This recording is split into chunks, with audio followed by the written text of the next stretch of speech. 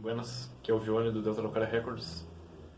Sou músico e produtor musical e vamos fazer um tour aqui do estúdio. Apresentar para vocês o que a gente tem, o que a gente usa, como a gente usa, né, nossas abordagens nesse sentido e também, aliás, começar por instrumentos, daí passar aqui para a parte técnica. Bora lá. Instrumentos, aqui eu tô com um pedaço de fita esparramado em cima da bateria. Esse aqui é o kit que eu tenho mais usado aqui, né, o Mike Pro de 2012, meio inspirado nos kits da Pearl, como que era. Aqui a gente tem uma caixa também da Pearl, né, de metal, 14 por 6,5. O bumbo eu experimento volta e meia com, enfim, coisas no batedor, coisas ali dentro, né, lata de tinta, saco de arroz, enfim. Os pratos aqui a gente tem um chimbal customizado de 18 polegadas, né, montamos com 2 ataques, estilo Steve Jordan, praticamente. Esse aqui é um ataque nacional, Zeus B20, né, bem laurinha.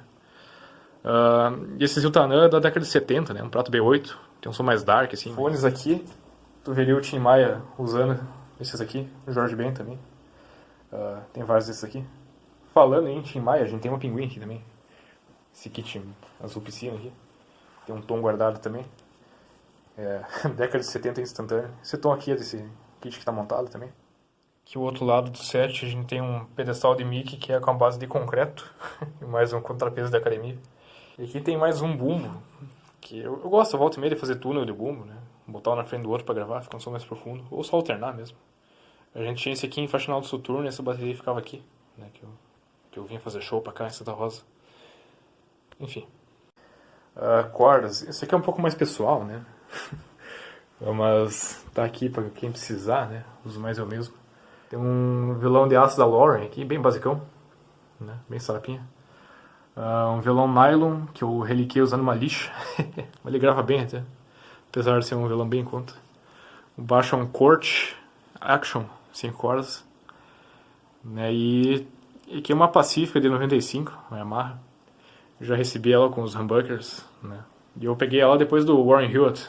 Recomendou assim, instrumento em conta que grava bem, né? Tava ali. Sonic Youth usava essa também. Em termos de ampli tem esse PV Blazer da década de 90. Né? É tipo um Rage com reverb. Né? Tem reverb aqui. Tem um ganho pré e post, né? Distorção, então dá pra fazer bastante coisa. Como se fosse um valvular, praticamente. Botei um pouquinho de fita no falante pra deixar a frequência de ressonância dele mais baixa, né? Que é um falante de 8 polegadas só. Aqui tem um presente do amigo meu, né? Um falantinho de 6. Dá pra usar pra fazer uns fãs mais podreira. Um reverb de banheiro aqui também. Outro amplificador que a gente tem também é uma multiuso da década de 80 que tem uma câmara de eco estilo Bucket Brigade, né? Um BBD. É um delay analógico, tá? Tem um som meio reverb de mola. A gente usa às vezes pra mixar. Né? Passar o baixo aqui também. E aqui a gente tem uma miscelânea de coisa, né? Percussão de mão e um radinho da década de 80. Esse aqui caiu numa pipa de vinho um monte de vezes.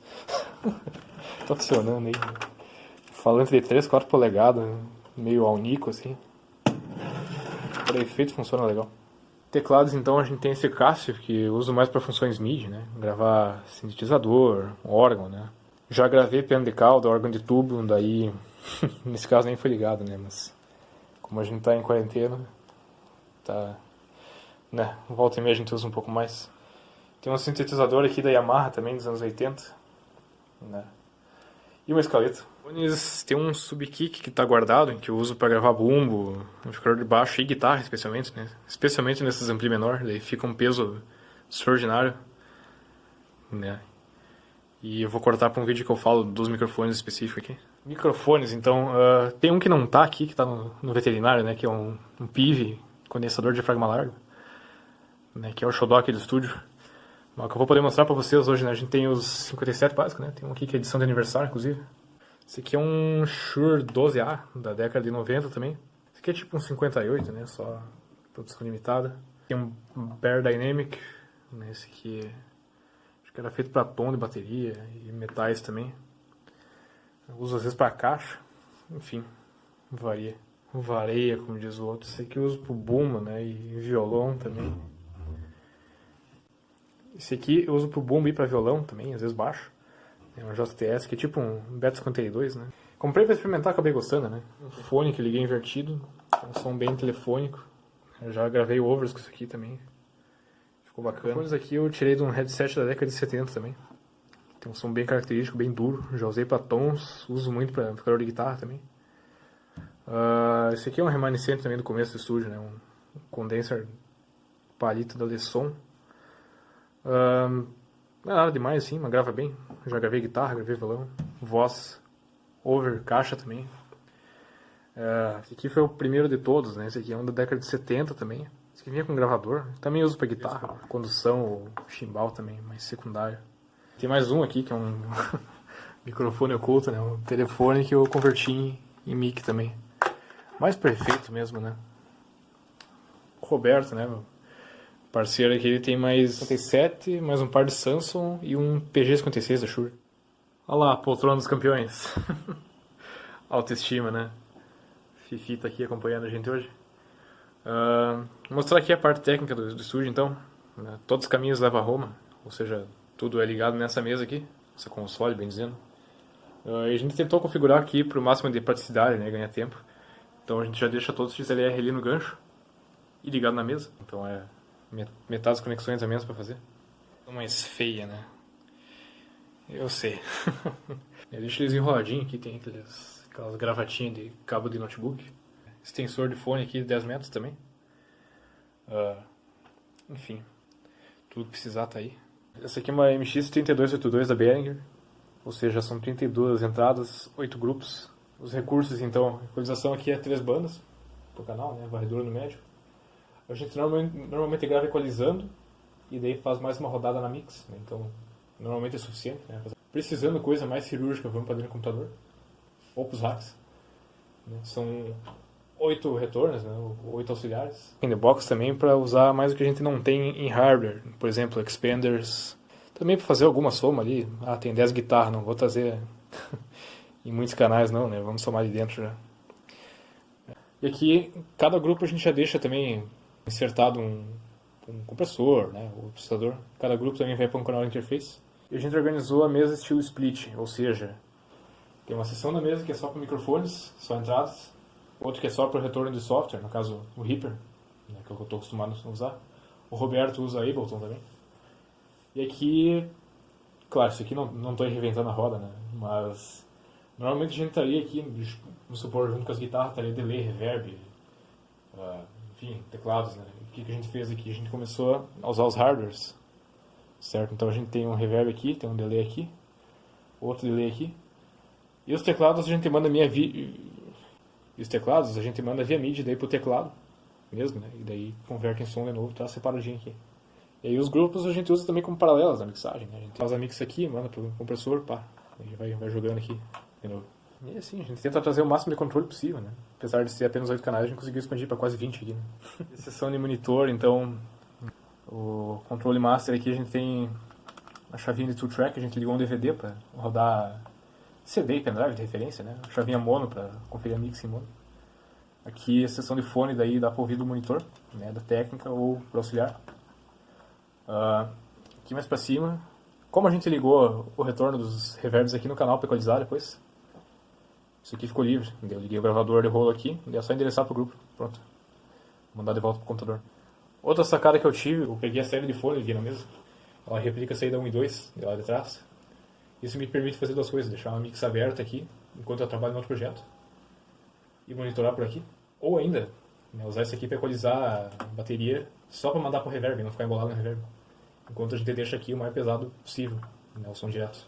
Tipo tirar um mute de Pat Bay. A monitoração aqui com os KRK, o Rocket 6. E aqui tem um clonezinho de Auratone, por exemplo, também. Enfim, vamos pro rack então. Estou para o nosso gravadorzinho da Akai. Um sonho realizado. Gravador analógico. Dica de organização, tu deixa as coisas mais leves que tu usa mais no topo e vice-versa.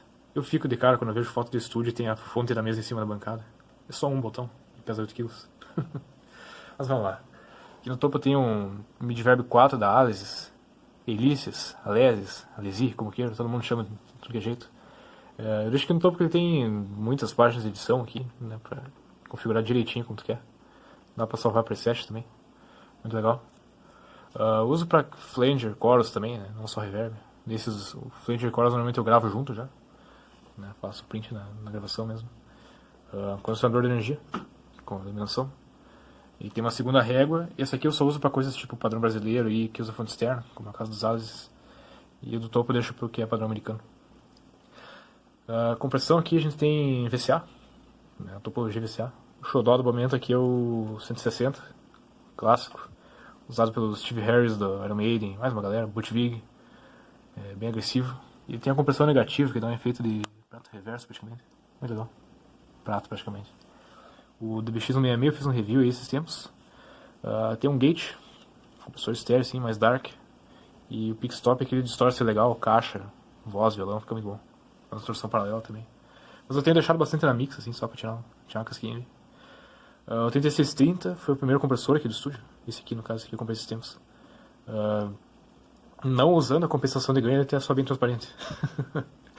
Aí eu deixo esse aqui também para compressão paralela de bateria, paralela de voz. Daí eu deixo um canal mais rápido para trazer os detalhezinhos da voz e um outro para nivelar. Mais para baixo tem esse PV Cosmos aqui, que é tipo um FX Exciter. Ele tem um excitador de agudos aqui, com as frequências mais zeradas, né? E aqui tudo que tomando para cá ele devolve uma oitava abaixo, né, mixado com o som original. Então eu já passei até a escaleta aqui para ficar meio que em harmônio. O bumbo fica muito bom também. E tem uma saída separada pro subgrave, então eu posso mandar para paralela para fazer a parte dos agudos, ou deixar desligado e trazer a saída de sub aqui também, né, reforçar o boom, enfim, o que for.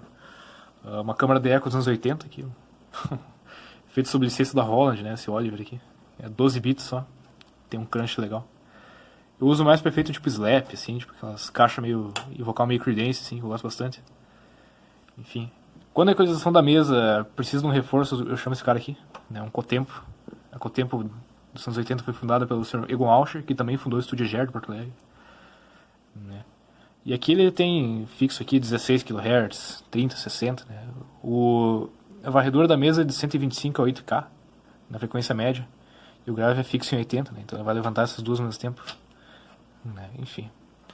Ou se eu quero tirar um 8K e aumentar um 16 aqui, aí dá pra fazer aqui, beleza? Mas tem o software também para as coisas mais precisas. Aqui embaixo a gente tem um distribuidor também, né? Um copiador de sinal que tá voltando do técnico agora. Basicamente entra um canal, sai 3 cópias balanceadas, né? Então são 10 entradas, faz as contas aí. Dificuldade de terminar de gravar um vídeo, sempre acabando a memória. Comentar o mid-verb, ele ainda pode não só fazer efeitos estéreo, mas como efeitos paralelos, né? Um canal uma coisa, outro canal outra, né? Enfim, dá pra ter um chorus num canal, reverb no outro, né? Além de efeitos não lineares. E o distribuidor a gente tinha uma mesa menor que essa, né? De 16 canais e 4 grupos. E aí e 4 auxiliares também. E daí nessas auxiliares a gente mandava pro distribuidor e fazia cópias aí pra fone de ouvido e pra mandar pros efeitos. Então, recapitulando, né? A gente usa o rack ali tanto pra gravar quanto pra mixar, né? Ou pra processar as tracks e devolver pro computador. A gente faz mix in the box também. Mas, né, tendo uma mesa dessas. Obrigado por assistir até o final, né? Se inscreve aí, dá um like, né? Comente aí, dê ideias. E como sempre, né? O estúdio está sempre expandindo, né? Então a gente vai atualizar daqui uns tempos quando tiver novidades. Isso aí, obrigado.